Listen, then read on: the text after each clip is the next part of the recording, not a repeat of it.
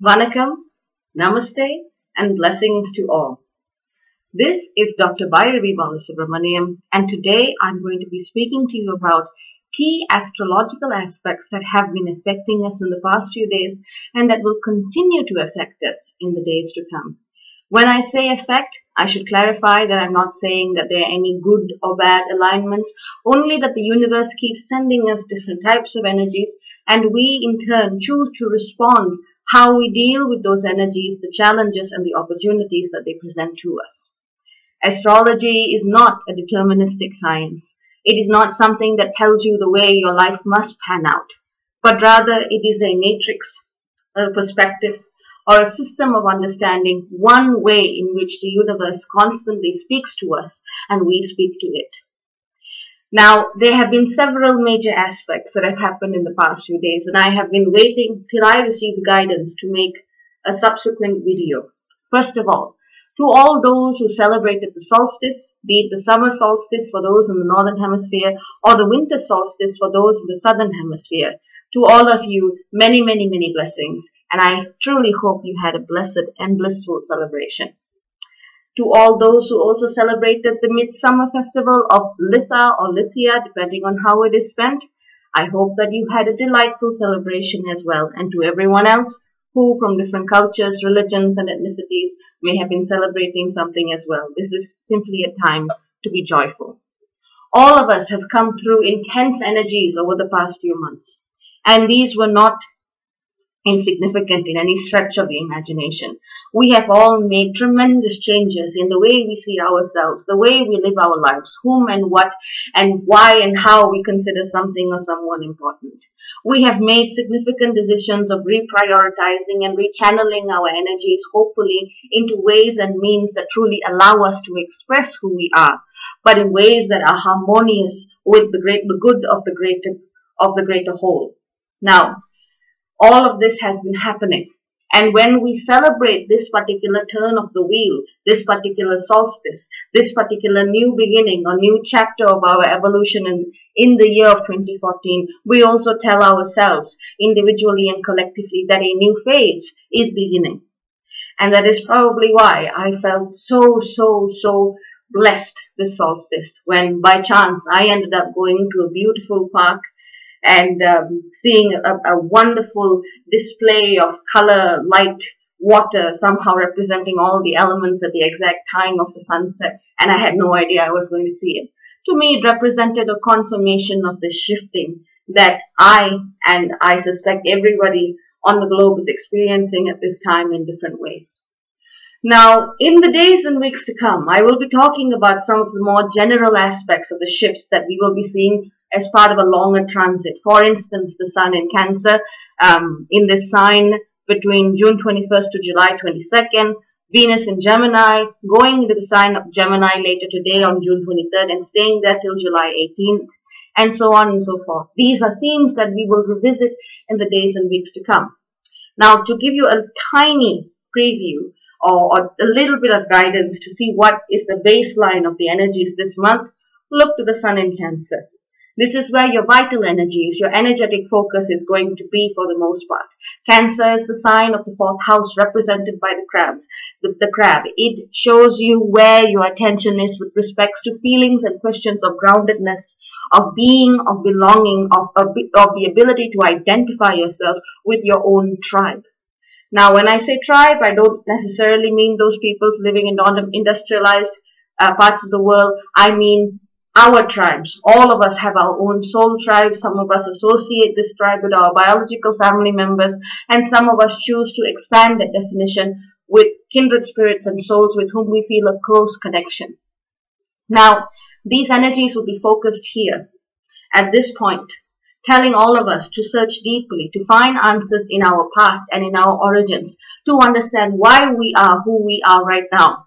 This is also a time of acceptance, of forgiveness, and also of choosing which elements of these tribal constructs we choose to integrate into who we are as beings. This is a key process in becoming a whole individual, not someone who is only defined by the familial or microsociological construct, but also someone who is defined by their individual choices. Now, this beautiful energy of the sun in Cancer works together with Jupiter, who is also in Cancer and who will not leave there until July 15th.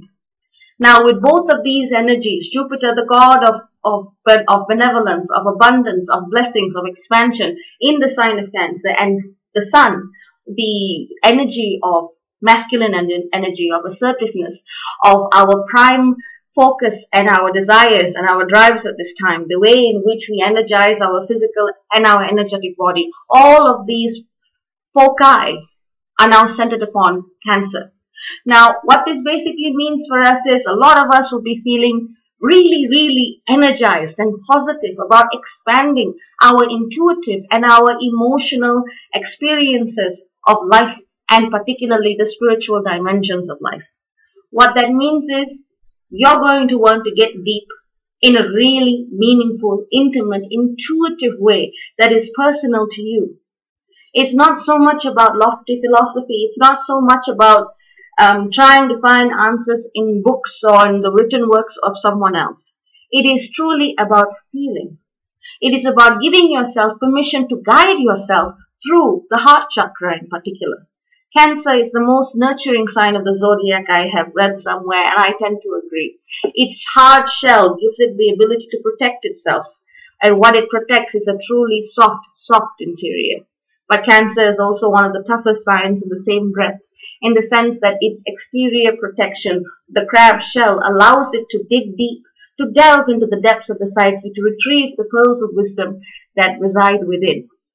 Expect a greater focus upon your subconscious desires and the way you express that energy powerfully throughout the month of June and into the first half of July.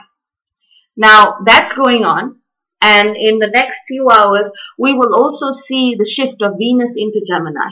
I will talk about this separately at one point because I feel that the last hours of Venus in Taurus provide us a very, very specific type of impulse, a very, very specific type of energetic challenge which is more relevant to our collective needs right now. Venus at 29 degrees Taurus is effectively Venus in the final hours of the sign of the bull. And the bull can be really sweet and jump about and frolic about in the grass, that's possible, but the bull can also charge with its horns. At this time, try to evaluate whatever motivations you have before making any kind of erratic decision or to launch yourself into a completely new way of expressing your sensuality, your creative side, your artistic expressiveness, your romantic side. All of these things are great. But if you feel like charging and leaping forward ahead now, in the same way a bull might charge towards a matador or something that's waving, they are actually colorblind. They can't tell the difference between red and green, so I've read. But make sure that if you do have that final impulse, that final push to want to break out of Taurus in a grand kind of way, make sure you're doing it from the right energy center. Not the ego, but the heart. Not the insecurity, but the spiritually aligned sight. So that challenge is going on, and that's not all.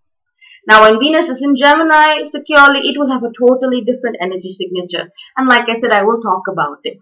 But there is one other thing that is happening right now, and that's not really being talked about.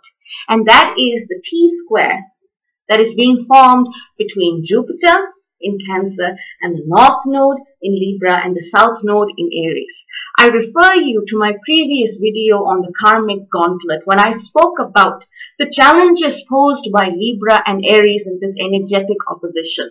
What the North Node in Libra is calling you to do and what the South Node in Aries is telling you specifically not to do.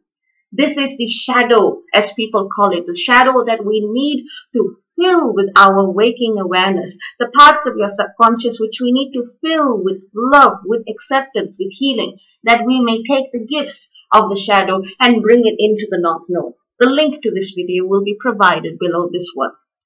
Now, when Jupiter is in a T-square with both of these aspects, in other words, it makes a square aspect with the North Node and the South Node simultaneously.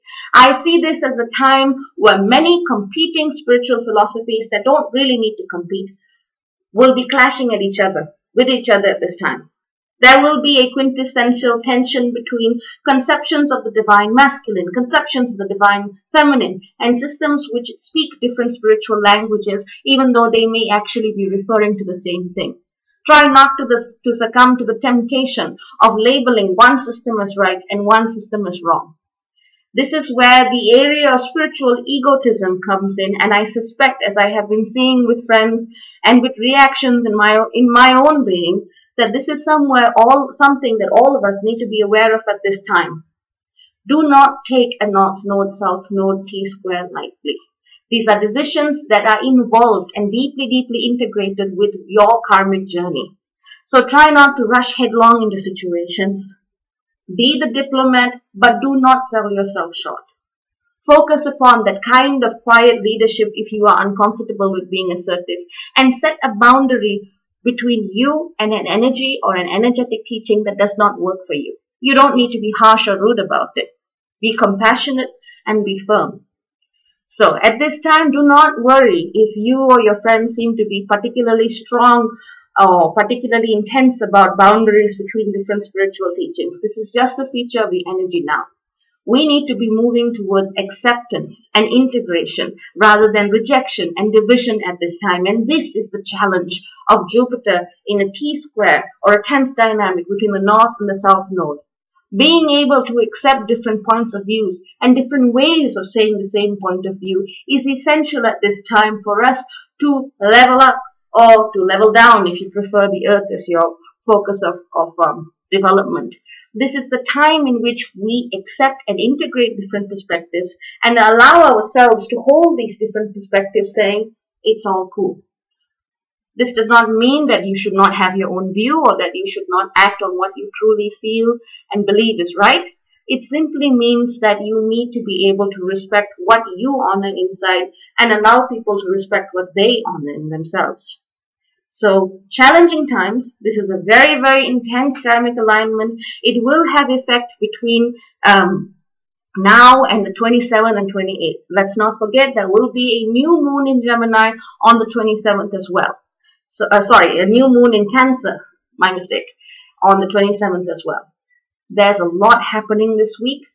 Please, please take the time to reflect before you jump, before you react, before you decide to vehemently defend your point of view. This is something that all of us can bear in mind. So be love, be accepting, but also stay true to yourself. That's the message. That has always been the message, but it's particularly highlighted at this time. So thank you all so much for listening. This has been a slightly longer video than usual, but there is a lot going on. There has been for the past few months, and I suspect even more will come. But as long as you are open to the influences of the universe, with your heart wide open, as long as you wish to evolve, as long as you wish to adapt to the changing flows of energy that come to us, don't worry about it. Now, thanks a lot for listening. Be safe. Remember that you are supported and guided and loved by millions upon millions of benevolent forms of energy. There are people whom you have never met, and they love you too. Just because they are wonderful, epic, unconditional beings who can love that way. But now I digress. Still, take good care of yourselves. It is an intense time, and be happy. Thank you all so very much for listening, and goodbye till next time.